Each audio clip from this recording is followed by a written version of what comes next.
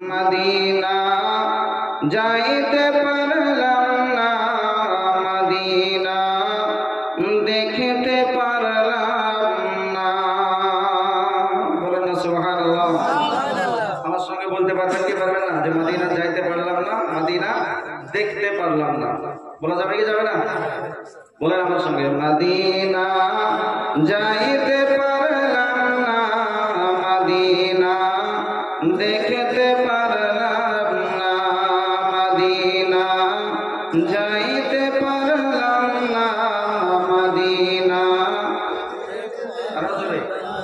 Medina দেখতে পারলাম না, মদিনা যাইতে পারলাম না, মদিনা দেখতে পারলাম না।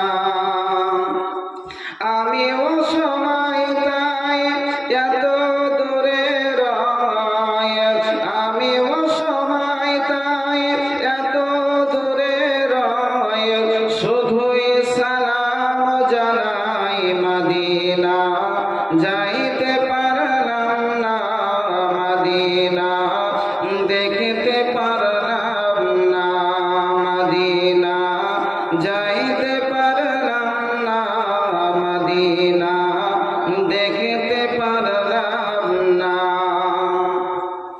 মদিনার নাম কত মধু,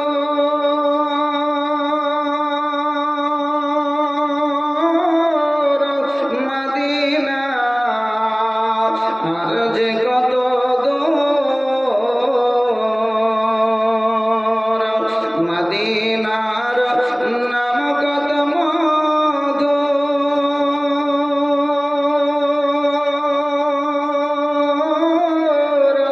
মদিনা আর যে কত দূর। পাখির নাই ডানা থাকলে, ওগো পাখির নাই ডানা থাকলে, যেতাম মদিনায়, মদিনা যাইতে পারলাম না, মদিনা দেখতে পারলাম না, মদিনা যাইতে পারলাম না, মদিনা দেখতে পারলাম না। মদিনার নাম কত সুন্দর,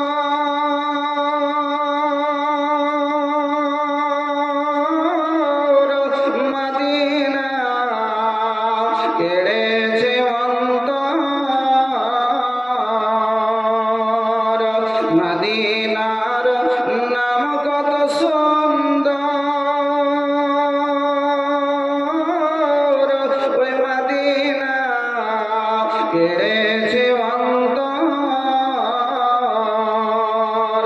ওই মদিনার পথের ধুলি আমি, ওই মদিনার পথের ধুলি মাখতে পারলাম না, মদিনা যাইতে পারলাম না, মদিনা দেখতে পারলাম না, মদিনা যাইতে পারলাম না, মদিনা দেখতে পারলাম না।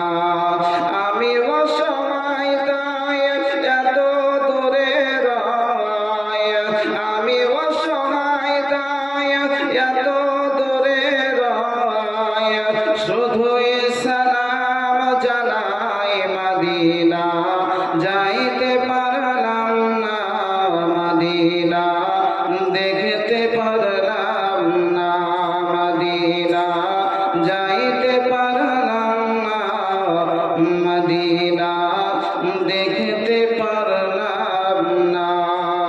হযরত আব্বাস রাদিয়াল্লাহু তাআলা তিনি আপনার গোপনে একখানা পত্র লিখলেন, বলতেছেন, ভাতিজা মুহাম্মদ সাল্লাল্লাহু তাআলা আলাইহি ওয়াসাল্লাম, শোনো বাবা শোনো, আল্লাহর পয়গম্বর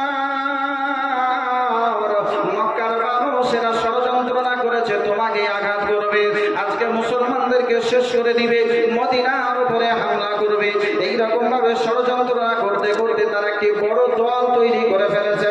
হযরত আব্বাস রাদিয়াল্লাহু তাআলা তিনি আপনার দেখছেন যে দলটা আপনার তৈরি করছে সেটাই 100-200 মানুষের নয়, প্রায় 3000 মানুষকে তারা জড়ো করে নিয়েছে। আজকে মুসলমানদেরকে হত্যা করবে, মুসলমানদেরকে চিরতরে দুনিয়া হতে বিদায় করে দিবে। আব্বাস রাদিয়াল্লাহু তাআলা আনহু একখানা পত্র লিখে তিনি আপনার একজন ব্যক্তির মাধ্যম দিয়ে ওই মদিনাতুল মুনাওয়ারার দিকে রওনা করে দিলেন। আল্লাহর নবী সাল্লাল্লাহু আলাইহি সাল্লাম মদিনাতুল মুনাওয়ারায় তিনি আপনার অবস্থান করতেছেন। পত্রখানা যখন আপনার পেলেন, দেখলেন তাই তো মক্কা নগর থেকে প্রায় 3000 মানুষ আমাদের সঙ্গে মোকাবিলা করার জন্য আসছে, আমাদের সঙ্গে জিহাদ করার জন্য আসছে, মদিনাবাসীকে চিরতরে নিস্তানাবুদ করে দেওয়ার জন্য আসছে। আর যদি মদিনার মানুষ শেষ হয়ে যায়, কালেমা পড়ার মতন কোনো মানুষ দুনিয়ার বুকে থাকবে না, আল্লাহকে ডাকার মতন কোনো মানুষ দুনিয়ার বুকে থাকবে না, আল্লাহকে সাজদা করার মতন কোনো মানুষ দুনিয়ার বুকে থাকবে না। আল্লাহ নবী সাল্লাল্লাহু আলাইহি সাল্লাম তিনি আপনার তদন্ত নেওয়ার জন্য একজন সাহাবীর 2 জন ছেলে, একজনের নাম আনাস, একজনের নাম আপনার মুনাস বা মুনিস, এইরকম 2 জন ব্যক্তিকে আপনার বলতেছে, বলে যাও যাও যাও, আজকে মক্কা থেকে নাকি একটি দল আসছে, একটি দল আসছে আমাদের সঙ্গে মোকাবিলা করার জন্য বা মদিনাবাসীকে চিরতরে নিস্তানাবুদ করার জন্য। একটু খবরটা নিয়ে এসো, কতদূর সত্য মিথ্যা একটু যাচাই করে আসো। ওই 2 জন সাহাবী আল্লাহ নবী সাল্লাল্লাহু আলাইহি সাল্লামের নির্দেশ পাওয়ার পরে আপনার চলতে আরম্ভ করলেন। যাওয়ার পরে দেখছেন বাস্তবে তারা এরকম একটি বড় দল নিয়ে, বড় জামাত নিয়ে তারা মদিনার উপরে আক্রমণ করার জন্য আসছে। ওই 2 জন ব্যক্তি আপনার দ্রুত গতিতে আসার পরে নবী মুস্তাফার কাছে উপস্থিত হলেন। আসার পরে বলতেছেন, ইয়া রাসূলুল্লাহ, নবী গো, আল্লাহর পয়গম্বর রাহমাতুল লিল আলামিন নবী আমার, আজকে মক্কার মানুষ প্রায় 3000 মানুষের একটি জামাত নিয়ে, দল নিয়ে আজকে তারা জঙ্গি বাহিনী তৈরি করে আমাদের উপর আক্রমণ করার জন্য আসতেছে। আল্লাহর নবী সাল্লাল্লাহু আলাইহি সাল্লাম সাহাবায়ে কেরামদেরকে ডাকার পরে আপনার কিছু আপনার জানিয়ে দিলেন, মদিনা শরীফ আক্রমণ করার জন্য মক্কা থেকে মুশরিকরা আসতেছে। আর যদি আমরা মদিনাটাকে হেফাজত করতে না পারি, আমরা চিরতরে নিস্তানাবুদ হয়ে যাব, শেষ হয়ে যাব। পৃথিবীর বুকে আল্লাহকে ডাকার মতন কেউ থাকবে না, পৃথিবীর বুকে আল্লাহকে সাজদা করার মতন কেউ থাকবে না, একাত্মবাদকে স্বীকার করার মতন কোনো মানুষ আর দুনিয়ার বুকে থাকবে না।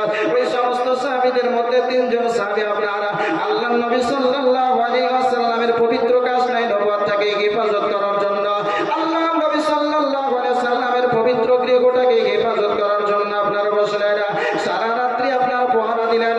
সকালবেলায় আল্লাহর নবী সাল্লাল্লাহু আলাইহি ওয়াসাল্লাম তিনি আপনার একজন সাহাবীকে বলতেছেন, বলে শোনো শোনো, এই মদিনার মধ্যে যত সাহাবী আছে সবাইকে জানিয়ে দাও, আল্লাহর নবী সাল্লাল্লাহু আলাইহি ওয়াসাল্লাম তোমাদেরকে মসজিদে নববীতে ডাক দিয়েছে। বলেন সুবহানাল্লাহ। সমস্ত সাহাবায়ে কেরাম আল্লাহর নবী সাল্লাল্লাহু আলাইহি ওয়াসাল্লামের ডাকে সাড়া দিয়ে সবাই যেন তড়িঘড়ি মদিনাতুল মুনাওয়ারার মসজিদে নববীতে আসার পরে আপনার উপস্থিত হয়ে গেলেন। আল্লাহর নবী সাল্লাল্লাহু আলাইহি ওয়াসাল্লাম সাহাবীদেরকে মশওয়ারা আরম্ভ করে দিলেন। নবী আমার বলতে চলো গো, আমার সাহাবীগণ, শোনো গো, মক্কা নগর থেকে প্রায় 3000 দল একটি আসতেছে আমাদেরকে আক্রমণ করার জন্য, আমাদেরকে চিরতরে দুনিয়া হতে বিদায় করে দেওয়ার জন্য। আজকে তাদের মোকাবিলা কেমন করে করবে বলো? আর যদি তোমরা মদিনা শরীফে ঘরের মধ্যে বসে থাকো, আসার পরে আমাদের উপরে আক্রমণ করবে, আমাদের বিবি বাচ্চা শেষ করে দিবে, আমাদেরকে দুনিয়া হতে হয়তো বিদায় করে দিবে। আজকে তাদের মোকাবিলা করার জন্য কি করা দরকার? একবার মাশওয়ারা আরম্ভ হয়ে গেল। আল্লাহর নবী সাল্লাল্লাহু আলাইহি সাল্লাম তিনি আপনার সাহাবীদের কাছ থেকে জানতে চাইছেন। অনেক সাহাবী আপনার বলতেছেন, ইয়া রাসূলুল্লাহ, ইয়া হাবিবাল্লাহ, নবী গো, আমরা মদিনাতেই থাকবো, আর মদিনাতে থাকার পরে তারা যখন আসবে আমরা এখান থেকেই তাদেরকে রক্ষা করব, তাদের মোকাবিলা করব, আমাদেরকে আক্রমণ করতে দেব না। আবার কোন সাহাবী বলতেছেন, ইয়া রাসূলুল্লাহ, নবী গো, আমরা যদি মদিনায় থাকি আমাদের অনেক বিবি বাচ্চা যারা রয়েছে যাদের প্রতি আক্রমণ হবে তাদেরকে হয়তো শেষ করে দিবে। ছোট্ট ছোট্ট বাচ্চা রয়েছে তাদেরকে হয়তো আক্রমণ করবে, শেষ করে দেবে। অতএব মদিনা শরীফে থেকে আপনার তাদের মোকাবিলা করা যাবে না। এই মদিনা থেকে বেরিয়ে ওই মদিনার আপনার এরিয়া ছেড়ে, মদিনার হারাম শরীফ ছেড়ে এই মদিনার বাইরে যাওয়ার পরে কাফিরদের মুশরিকদের সঙ্গে আমরা মোকাবিলা করব। আলোচনা আরম্ভ হয়ে গেল। শেষ পর্যন্ত আপনার মুহাজিরগণ যতজন এসেছিলেন সকলের একই রায়। আনসার সাহাবীদের মধ্যে যারা বিশেষ শ্রেষ্ঠ সাহাবায়ে কেরাম ছিলেন তিনাদের মধ্যে আপনার একই রায়। সবাই আপনার বলতেছেন মদিনার বাইরে যাওয়ার পরে ওই যে সমস্ত দল আসতেছে তাদের মোকাবিলা আমাদেরকে টেটে করতে হবে। বলেন সুবহানাল্লাহ। সাহাবীদের মধ্যে ঈমানি জজবা ছিল, সাহাবায়ে কেরাম মনে প্রাণে বিশ্বাস করেছিলেন আমরা যদি ইসলামকে রক্ষার খাতিরে যদি আমরা শহীদ হয়ে যাই মৃত্যু হব না, আমরা শেষ হব না। আর যদি দুনিয়ার বুকে বেঁচে যদি থাকি সাধারণভাবে বেঁচে থাকবো না, গাজী হয়ে দুনিয়ার বুকে বেঁচে থাকবো। বলেন সুবহানাল্লাহ। আর যদি শহীদ হয়ে যায়, ইন্তেকাল যদি করতে হয়, দুনিয়ার বুক ছেড়ে ইন্তেকাল করব, ফানি জিন্দেগি ছেড়ে আমি এরকম বাকি জিন্দেগিতে চলে যাব। এমন একটি জিন্দেগি পাবো যে জিন্দেগিটাও শেষ হবে না। আর আল্লাহ পাক রব্বুল আলামিন সুবহানাহু ওয়া তাআলা পবিত্র কোরআনের মধ্যে আপনারা বলেছেন ওয়ালা তাহসাবান্নাল্লাযীনা কুতিলু ফী সাবিলিল্লাহি আমওয়াতা বাল আহইয়াউন ইনদা রাব্বিহিম ইরযাকুন। এই রকমই আরেকটি জায়গায় আল্লাহ পাক রব্বুল আলামিন বলেছেন ওয়ালা তাকুলু লিমান ইয়াকতুলু ফী সাবিলিল্লাহি আমওয়াতা বাল আহইয়াউন ওয়ালাকিন লা তাশউরুন। যারা আল্লাহর রাস্তায় শহীদ হয়ে যায় তাদেরকে তোমরা মুর্দা বলে ধারণাও করিও না, ধারণাও করিও না। তারা হলো জীবিত জীবিত জীবিত, এই রকম জীবিত যে আমি আল্লাহ তাদেরকে রিজক দান করি। জোরে বলেন না সুবহানাল্লাহ। তাদেরকে দেখতে মনে হবে মারা গিয়েছে, তাদেরকে দেখতে মনে হবে তাদের দেহ থেকে হাত আলাদা হয়ে গেছে, তাদেরকে দেখতে মনে হবে দেহ থেকে মাথা আলাদা হয়ে গেছে, কিন্তু তবুও তারা মরবে না, মরবে না, মরবে না, চির অমর হবে। জোরে বলেন না সুবহানাল্লাহ। যদি আল্লাহর রাস্তায় জীবন দিয়ে দেয় তাদেরকে মরা বলবে না, তারা হচ্ছে জীবিত। আমার আল্লাহ পাক রব্বুল আলামিন জানিয়ে দিয়েছেন। সাহাবায়ে কেরাম বলছেন ইয়া রাসূলুল্লাহ, নবী গো, আমরা মুসলিমে কম হলেও তাদের সঙ্গে মোকাবিলা করব। আমাদের ঈমানি জজবা রয়েছে, আমাদের সঙ্গে আল্লাহ পাক রব্বুল আলামিন রয়েছেন। আল্লাহর নবী সাল্লাল্লাহু আলাইহি ওয়াসাল্লাম তিনি আপনার 1000-এর মতন মানুষ সৈন্যবাহিনী 1000-এর মতন যোদ্ধাদেরকে সঙ্গে নিয়ে আপনার রওনা দিলেন মদিনা থেকে আপনার তাদের মোকাবিলা করার জন্য। এমন একটি জায়গাতে আপনার উপনীত হলেন। আল্লাহর নবী সাল্লাল্লাহু আলাইহি ওয়াসাল্লাম যে পথ দিয়ে চলতে আরম্ভ করেছিলেন, যেই পথ দিয়ে মক্কার দিকে যাওয়া যায় ওই রাস্তা দিয়ে চলতে আরম্ভ করেছেন, এমন একটি জায়গায় উপনীত হয়েছেন যেই জায়গাটার নাম হলো উহুদের প্রান্তর। জোরে বলে সুবহানাল্লাহ। ইসলামের যদি হিস্ট্রি উঠিয়ে দেখেন, হাদিসের কিতাবগুলো যদি আপনি আলগা করে দেখেন, উহুদের যুদ্ধ এমন একটা আপনার যুদ্ধ সংগঠিত হয়েছিল। উহুদ পাহাড় আল্লাহর নবী সাল্লাল্লাহু আলাইহি ওয়াসাল্লামকে নিজে আপনার পছন্দ করে। আল্লাহর নবী সাল্লাল্লাহু আলাইহি ওয়াসাল্লাম তিনি আপনার বলেন পৃথিবীর বুকে যত পাহাড় রয়েছে তার মধ্যে উহুদ পাহাড় এমন একটি পাহাড়, যে পাহাড়টি আমি নবী আমাকে ভালোবাসে। শুধু তাই নয়, আমি নবী ওই উহুদ পাহাড়কে ভালোবাসি। জোরে বলেন সুবহানাল্লাহ। আল্লাহর নবী দয়ার নবী মায়ার নবী আমার, তিনি আপনার তাদেরকে নিয়ে এমন একটি জায়গায় উপনীত হয়েছেন। ওই উহুদের প্রান্তরে আপনার 3টা দিক আপনার পাহাড় দিয়ে উঁচু করে আপনার ঘেরা ছিল। আপনার যাওয়ার কোনো অবকাশ ছিল না। পূর্ব, পশ্চিম আর আপনার দক্ষিণ দিকে এই 3টা দিকে আপনার প্রচুর পাহাড় ছিল, যেটা দিয়ে পারাপার হওয়া সম্ভব হতো না। শুধুমাত্র আপনার উত্তর দিক দিয়ে আসার একটি রাস্তা ছিল। আল্লাহর নবী সাল্লাল্লাহু আলাইহি ওয়াসাল্লাম ওই জায়গায় যখন উপনীত হয়েছেন, ওখানে যাওয়ার পরে দেখছেন যে সমস্ত মুশরিকেরা যুদ্ধ করার জন্য এসেছে। আজ থেকে 3 দিন পূর্বে আসার পরে ওই জায়গায় তারা শিবির গেড়েছে, তাঁবু গেড়েছে। ওই জায়গাতেই তারা আপনার ছোট্ট ছোট্ট ঘর করে যুদ্ধ করার পুরোটা প্ল্যান কষে নিয়েছে। আল্লাহ নবী সাল্লাল্লাহু আলাইহি ওয়াসাল্লাম তিনি আপনার দেখছেন যুদ্ধের প্ল্যান তারা করে নিয়েছে, যে তারা 3 দিন আগে থেকে এসে তারা শিবির তৈরি করেছে, ছোট্ট ছোট্ট ঘর তৈরি করেছে, কে কোথায় থাকবে, কেমন করে যুদ্ধ করবে, সমস্ত প্ল্যান শেষ। আল্লাহ নবী সাল্লাল্লাহু আলাইহি ওয়াসাল্লাম 3 দিন পরে 15ই শাওয়াল তিনি আপনার ওই উহুদের প্রান্তরে 1000 ব্যক্তিদেরকে নিয়ে, যোদ্ধাদেরকে নিয়ে ওই জায়গায় উপস্থিত হলেন। এই 1000-এর মধ্যে আল্লাহ নবী সাল্লাল্লাহু আলাইহি ওয়াসাল্লাম অদৃশ্যের সংবাদদাতা পয়গম্বর নবী আমার দেখছেন এই 1000 যে আমার যোদ্ধা নিয়ে এসেছি সবাই কিন্তু আমার পক্ষ থেকে যুদ্ধ করবে না। এদের মধ্যে কিছু মুনাফিক আছে, তারা আমার হয়ে থাকবে কিন্তু আমার সঙ্গে গাদ্দারি করবে, মুসলমানের ক্ষতি করবে। তারা চেয়েছিল যে এইভাবে যুদ্ধ হবে না, মদিনা থেকেই করতে হবে, কিন্তু নবী তাদের কথা শুনেন নাই। তখন বলছে যে নবী যখন আমার কথা শুনলো না, তা আমরা এদের সঙ্গে থাকবো না। কারা? আব্দুল্লাহ ইবনে উবাই এইরকম একজন মুনাফিক, সে আপনার তার সঙ্গ বাহিনীকে নিয়ে 100 জনের 300 জনের মতন ব্যক্তিকে নিয়ে সেইখান থেকে টোটালে আপনার 1000, ওরা আছে 3000, এই 1000-এর মধ্যে থেকে 300 জন ব্যক্তিকে কেটে নিয়ে বলছে চলো মদিনা চলে যায়, যুদ্ধ করতে হবে না। মুনাফিকের কাজ হচ্ছে এটাই যে যখন আপনার জটিল সমস্যার সম্মুখীন হবে বলে আর আমরা এর সঙ্গে নাই। তারা ইসলাম শুধুমাত্র মুখে গ্রহণ করেছিল, অন্তর থেকে নয়। তারা চেয়েছিল যে আমরা শুধুমাত্র কালিমা পড়েছি, জান বাঁচানোর তাগিদে, অরিজিনাল ভাবে নয়। নবী আমার অদৃশ্যের সংবাদদাতা পয়গম্বর, নবী আমার বুঝতে পেরেছিলেন যে 1000 মানুষ যারা আছে তারা সবাই আমার পক্ষে থাকবে না। কবি বলেছেন ও গো খোদার ওই কাশনরে তৈরি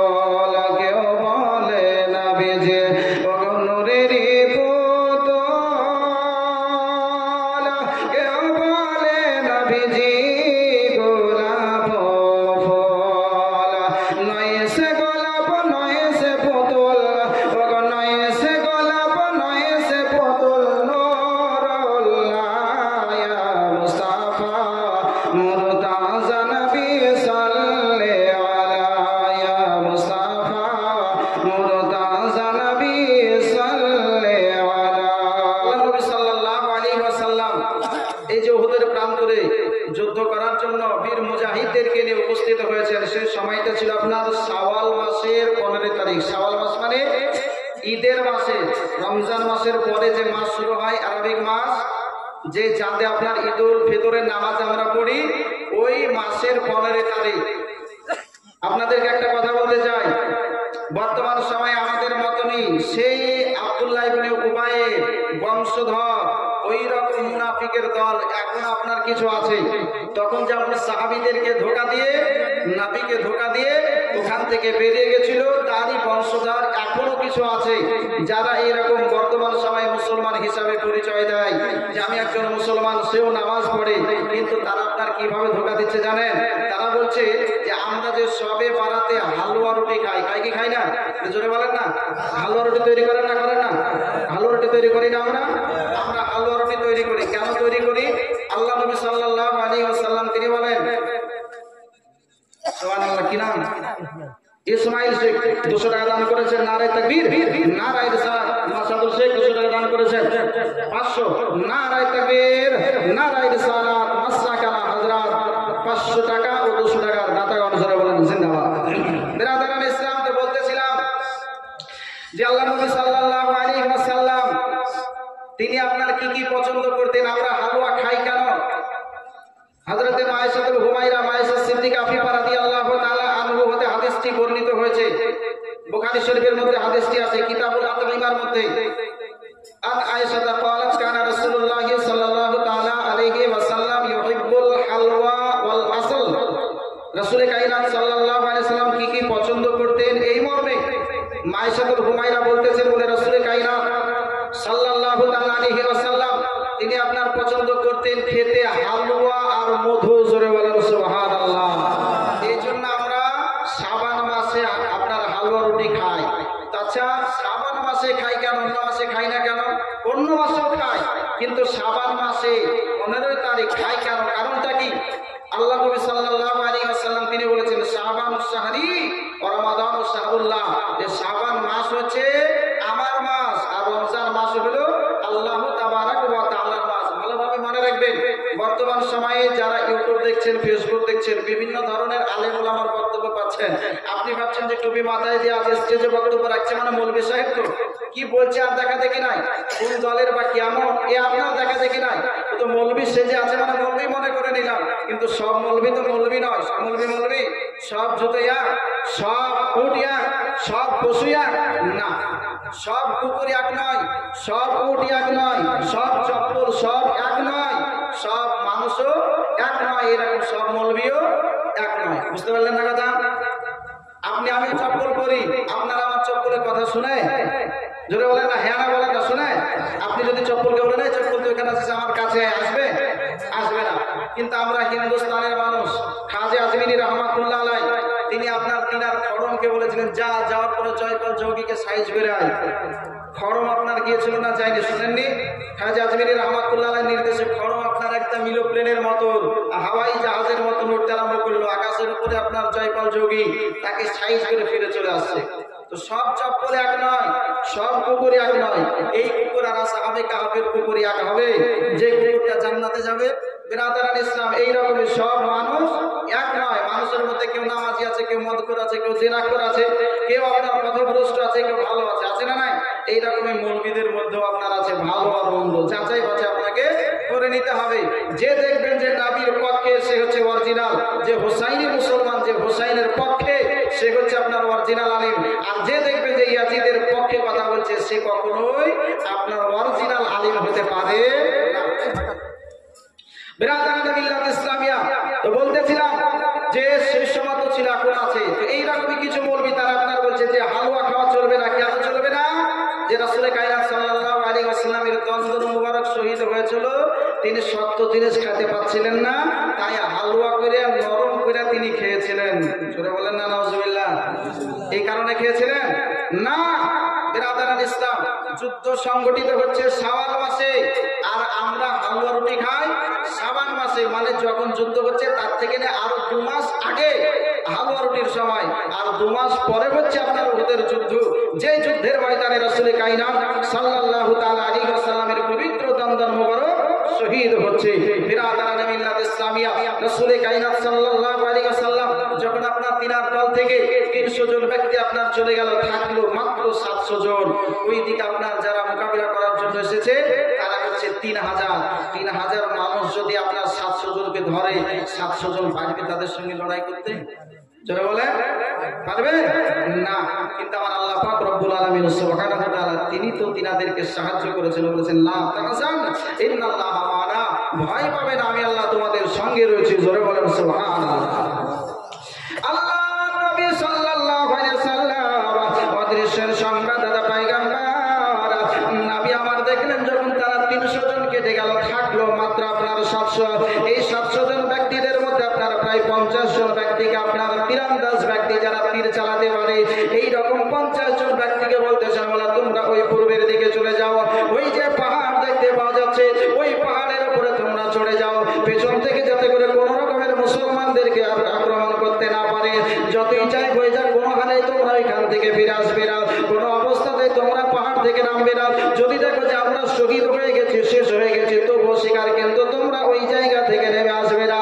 আরে নবী আমার অদৃশ্য সংবাদদাতা পয়গম্বর নবী আমার বুঝতে পারছিলেন যদি মুসলমানদের করুণ অবস্থা দেখে তারা হয়তো এই জায়গায় দাঁড়িয়ে থাকতে পারবে না, ওখান থেকে নেমে চলে আসলে কাফেরেরা ওই দিক থেকে আসার পরে পেছন থেকে আক্রমণ করলে মুসলমানদের উপরে আপনার চরম আকারে ক্ষতি হতে পারে, গুরুতর মুসলমানগণ আহত হতে পারে। আল্লাহ নবী সাল্লাল্লাহু আলাইহি ওয়াসাল্লাম তিনি আপনার বলছেন না, যতই তোমরা আজকে মুসলমানদেরকে দুরবস্থা দেখো না কেন, কখনোই তোমরা পাহাড়ের ওই জায়গা থেকে নেমে আসবে না।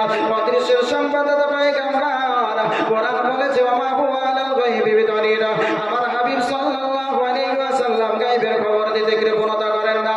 আল্লাহ নবী সাল্লাল্লাহু আলাইহি ওয়াসাল্লাম এইরকমই বাকি সাহাবী যে কয়জন আপনারা 650 জন মতো থাকলেন, তাদেরকে 3 ভাগে বিভক্ত করলেন। পশ্চরগী সাহাবী যিনারা আপনার ছিলেন, যিনারা আপনার হাতিয়ার নিয়েছিলেন, তাদেরকে সামনের দিকে, তারপরে তীরন্দাজ সাহাবীদেরকে আপনার মধ্যবর্তী স্থানে, তারপর কিছু সাহাবীদেরকে আপনার পিছনে 3 দলে বিভক্ত করে দিলেন। এইদিকে কাফির যারা আপনার ছিল, মুশরিক ছিল, আবু সুফিয়ানের নেতৃত্বে আপনার যুদ্ধ চলতেছিল, তারাও 3 দলে বিভক্ত করল।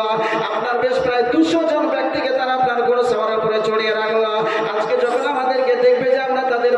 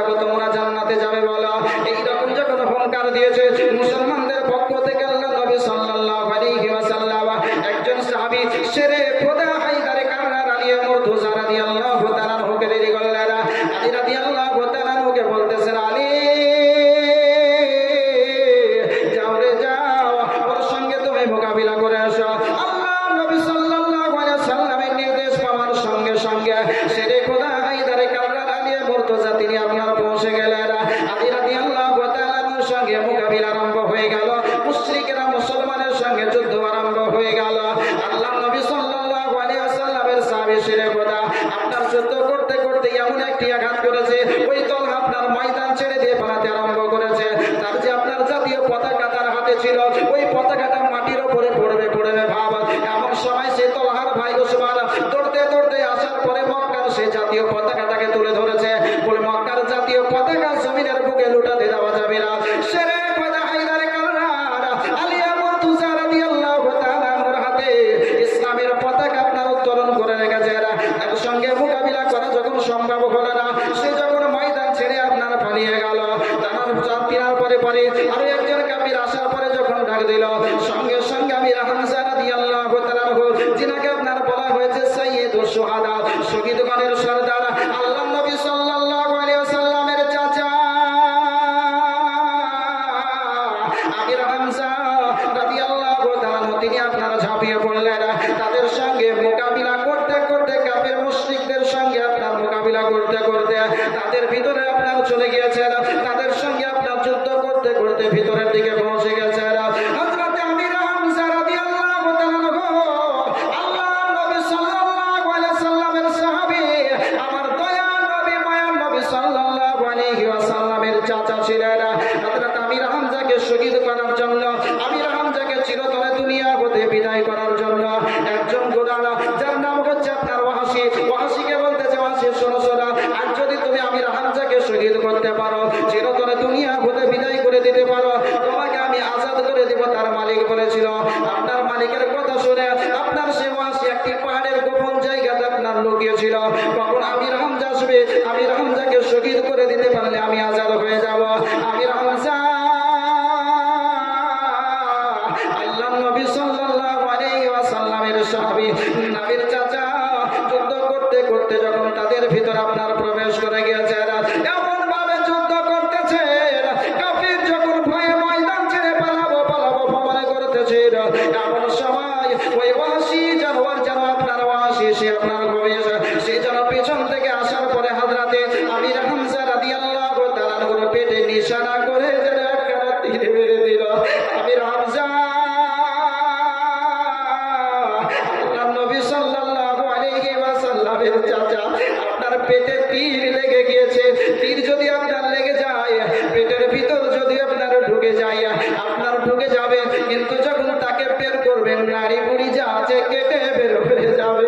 আমির হামজা রাদিয়াল্লাহু তাআলা আনহু, আল্লাহর নবী সাল্লাল্লাহু আলাইহি ওয়াসাল্লামের চাচা, আজকে পেটের ভিতরে আপনার তীর ঢুকে গিয়েছে। এই পার থেকে ওই পার হয়ে গেছে, আপনার গোটা তীর পার হয়ে গেছে, কিন্তু আমির হামজা সাইয়্যিদুশ শুহাদা রাদিয়াল্লাহু তাআলা আনহু তবু যেন আপনার থমকে দাঁড়ান নাই, তাদের সঙ্গে মোকাবিলা করতেছে। বেশ কিছু দূর যাওয়ার পরে আর যেন জমিনের বুকে দাঁড়িয়ে থাকতে পারলেন না, বলতেছে, মাবুদ গো,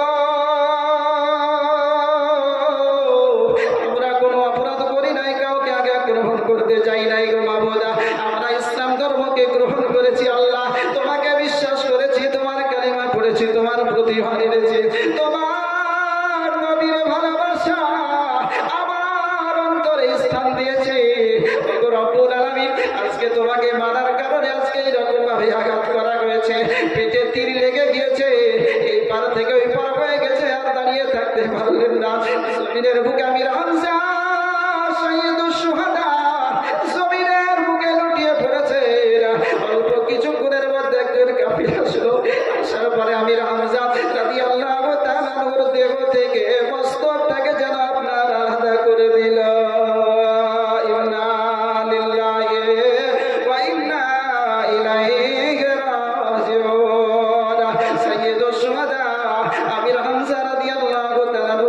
চিরতরে দুনিয়া হতে বিদায় নিয়ে নিলেন, শাহাদাতের জাম পালন করলেন, দুনিয়া হতে বিদায় নিলেন।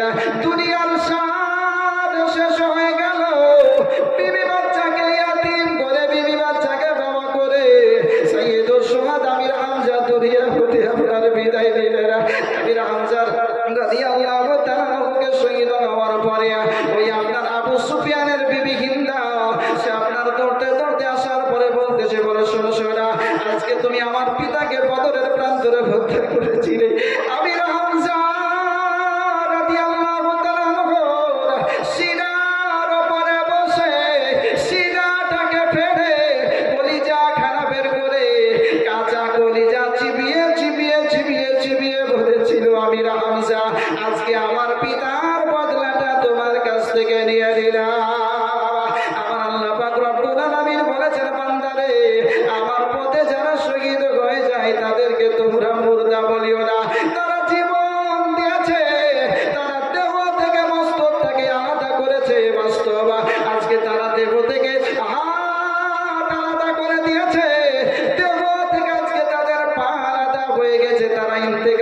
হয়েছে বাস্তব, কিন্তু তারা মরে নাই, আমার কাছে তারা চির অমর হয়ে রয়েছে। জোরে বলো সুবহানাল্লাহ। ছাড়িয়া এভাবে বাবা যাইবে কেমনে, ছাড়িয়া এভাবে বাবা যাইবে কেমনে, ওপরে গোসল দেবে তারপরে কাফন পরাবে, ওপরে গোসল দেবে আর তারপরে কাফন পরাবে, কাঁধে করে লয়ে যাবে, কাঁধে করে লয়ে যাবে কবর বাজারে, আর সারিয়া এভাবে বাবা যাইবে কেমনে, সিজিল সরজরাবে ইজরাইলে সে কবে, চলুরে মত সরণে, ছাড়িয়া এভাবে ভাবা যাইবে কেমনে, ডানেতে রহিবে মাতা আর বামেতে পরম পিতা, ডানেতে রহিবে মাতা আর বামেতে পরম পিতা, পদতলে প্রিয় বিবি, পদতলে প্রিয় বিবি, সন্তান সমানে, ছাড়িয়া এভাবে ভাবা যাইবে কেমনে, ছাড়িয়া এভাবে ভাবা যাইবে কেমনে। আল্লাহ নবী সাল্লাল্লাহু আলাইহি ওয়াসাল্লামের সাহাবী সাইয়্যিদুশ শুহাদা হযরত আমির হামজা রাদিয়াল্লাহু তাআলা আনহু, তিনি আপনার শহীদ হয়ে গেলেন। লম্বা ঘটনা, একের পর এক সাহাবায়ে কেরাম বেশ কয়েকজন আপনার শহীদ হলেন। একজন সাহাবী হযরতের নাম হানজালা রাদিয়াল্লাহু তাআলা আনহু, বিবির পাশে ছিলেন, গোসল করার প্রয়োজন ছিল।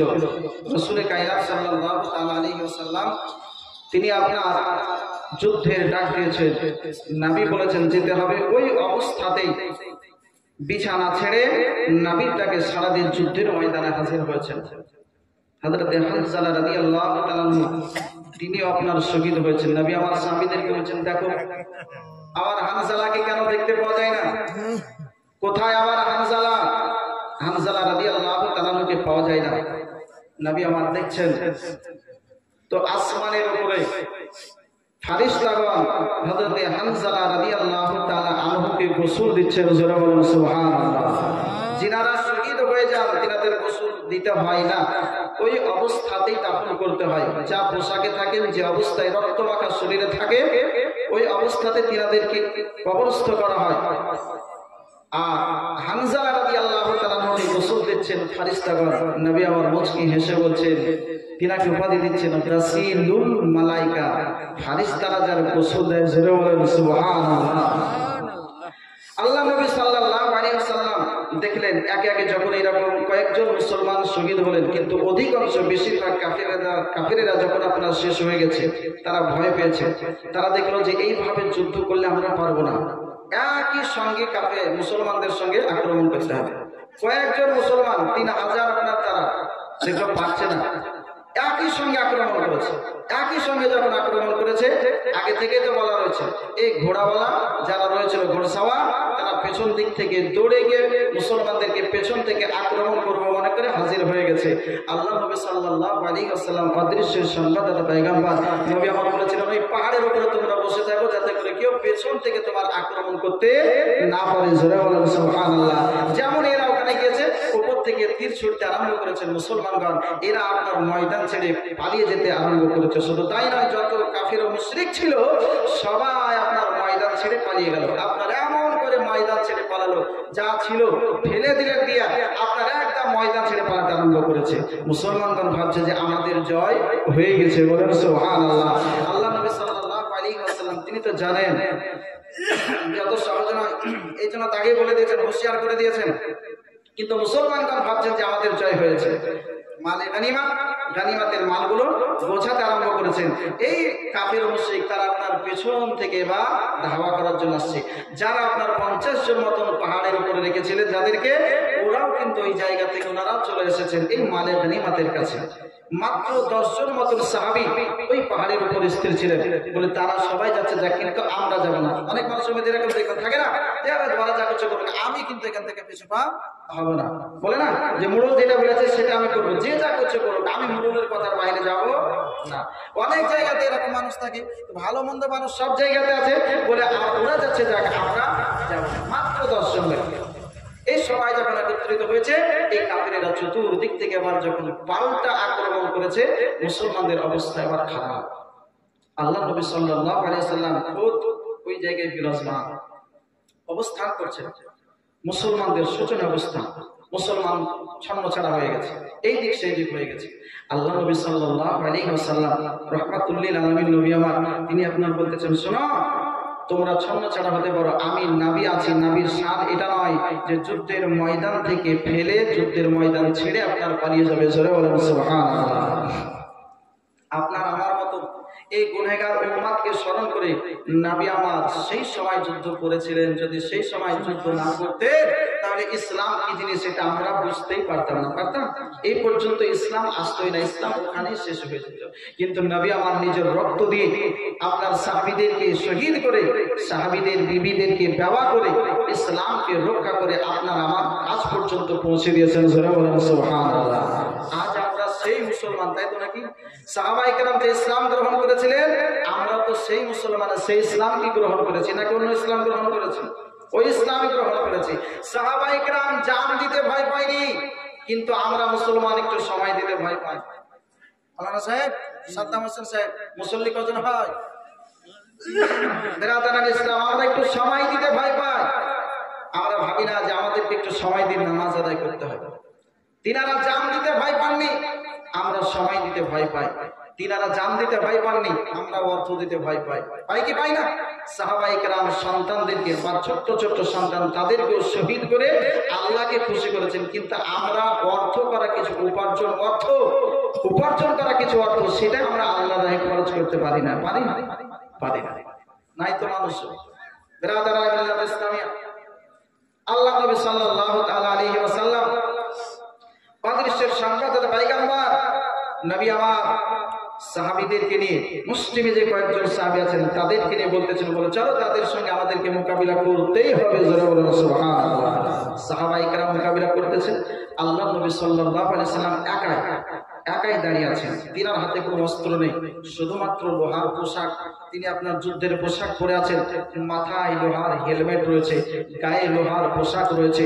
আল্লাহ নবী সাল্লাল্লাহু তাআলা আলাইহি ওয়াসাল্লাম একাই আছেন। এমন সময় হঠাৎ করে একজন আপনার ব্যক্তি আব্দুল্লাহ বিন কামিয়া, এই আব্দুল্লাহ আপনার দৌড়তে দৌড়তে আসার পরে আল্লাহ নবী সাল্লাল্লাহু তাআলা আলাইহি ওয়াসাল্লাম রাহমাতুল লিল আলামিন নবীর এই আপনার লোহার হেলমেটের উপরে এত জোরে আঘাত করলো, এত জোরে নেজা মেরেছে, সঙ্গে সঙ্গে রাসূল কায়নাত সাল্লাল্লাহু আলাইহি ওয়াসাল্লামের লোহার হেলমেট ভেঙে আপনার মুখের ভিতরে ঢুকে গিয়েছে। আল্লাহ নবী সাল্লাল্লাহু আলাইহি ওয়াসাল্লামের আপনার লোহার হেলমেট ভেঙে মুখের ভিতরে আপনার ঢুকে গিয়েছে। আল্লাহ নবী সাল্লাল্লাহু আলাইহি ওয়াসাল্লামের রক্ত বেরোতে আরম্ভ করেছে। এমন সময় আরো একজন কাফির ছুটে আসলো, দৌড়তে দৌড়তে আসার পরে এত জোরে আপনার পাথরের আঘাত করলো, পাথরের আঘাত নবী মুস্তাফা সাল্লাল্লাহু আলাইহি ওয়াসাল্লামের পবিত্র চেহারায় আনোয়ারকে নিশানা করে আঘাত করেছে। আল্লাহ নবী সাল্লাল্লাহু আলাইহি ওয়াসাল্লামের পবিত্র দুই দন্তন মুবারক যেন শহীদ হয়ে গেছে। আল্লাহ নবী সাল্লাল্লাহু আলাইহি ওয়াসাল্লাম তিনি আপনার কাতর হয়ে গেছেন।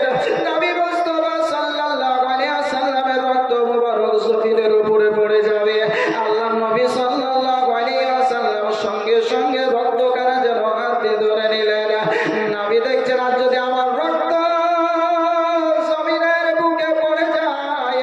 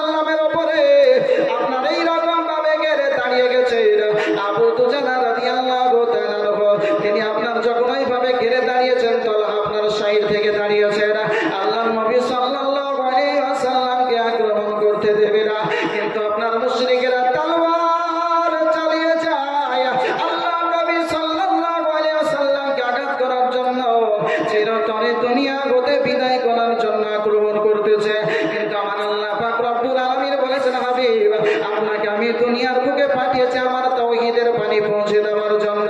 আমি আল্লাহ যদি মৃত্যু না দিই, দুনিয়ার কোনো মানুষ নাই মৃত্যু দিতে পারবে। আমি যাকে দুনিয়ার বুকে বাঁচিয়ে রাখবো কোনো মানুষের শক্তি নাই মৃত্যু দিবে, যাকে মৃত্যু দিব কোনো মানুষের শক্তি নাই তাকে দুনিয়ার বুকে বাঁচিয়ে রাখবে।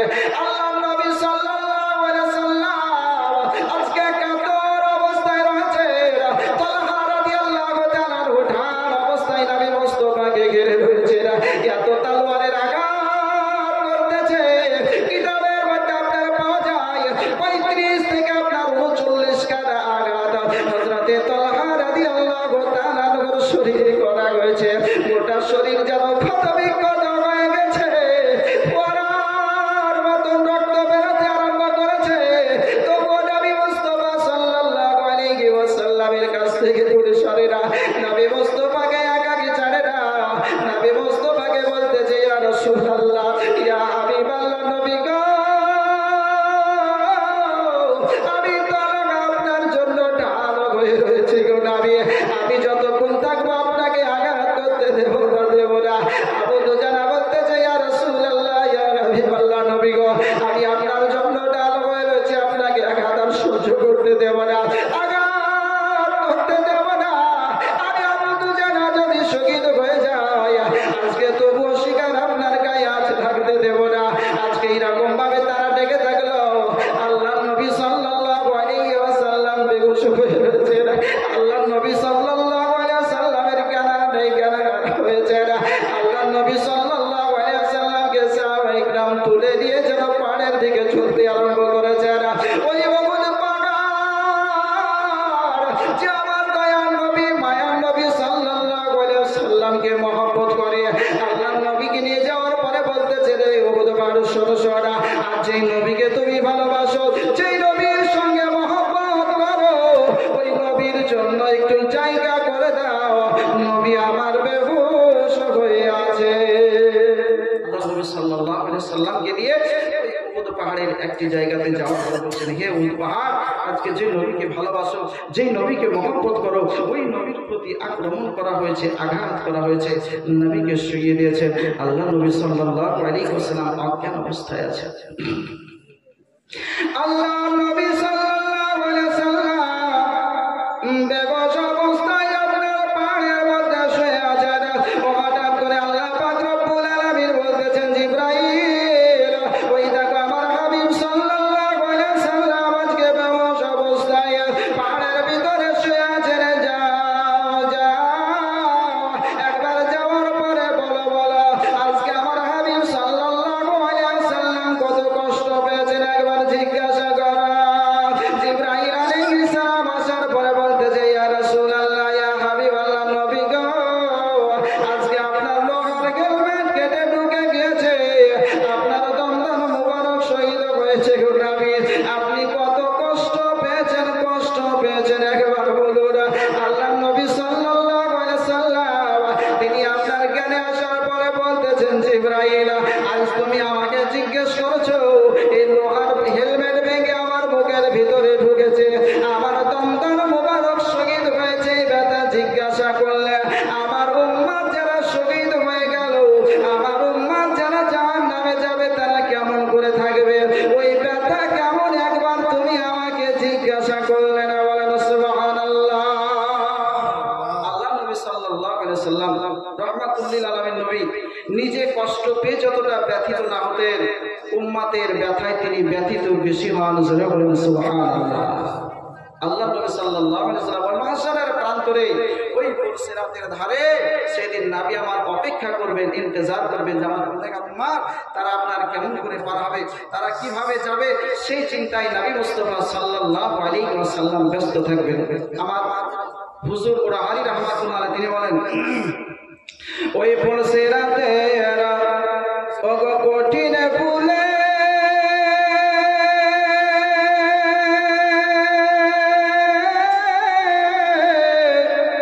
সাধ্য নাই কারো পথে চলে,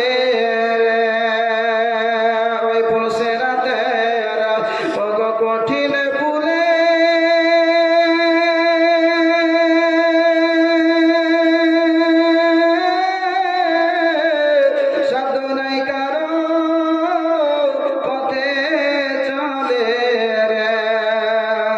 পার হবে নবীর শাফাত হলে,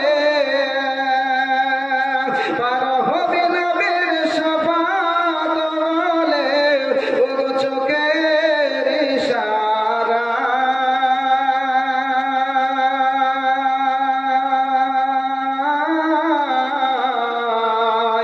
পথ বেচাল বেলা বেশি নাই মদ প্রতীকে রে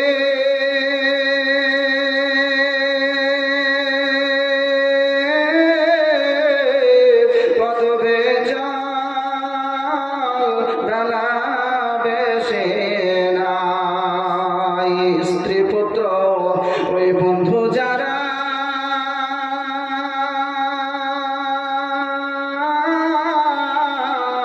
আপন তোমার নহে তারা রে, বুঝবে তুমি বিপদ কালে, বুঝবে তুমি বিপদ কালে, বুঝবে তুমি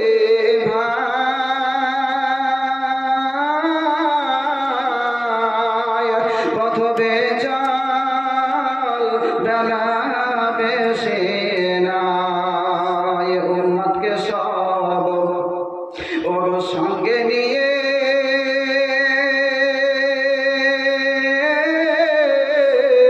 দয়া সেদিন মিজানের পাশে গিয়ে রে পূরণ করবে নিজের নেকি দিয়ে, পূরণ করবে নিজের নেকি দিয়ে, যদি তোর নেকি কমে যায়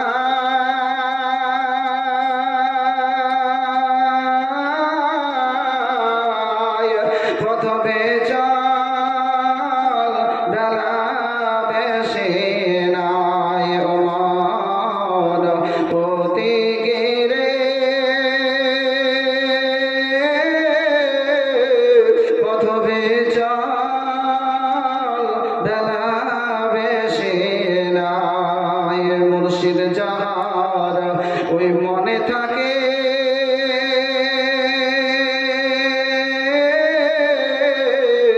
দয়াল সদাই সার বুকে থাকে রে, মুর্শিদ যাহার মনে থাকে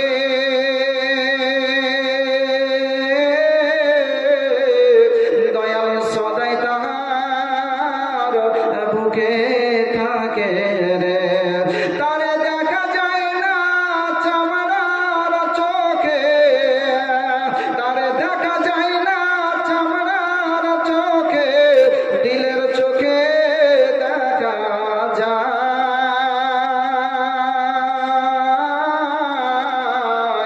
পথ বেচা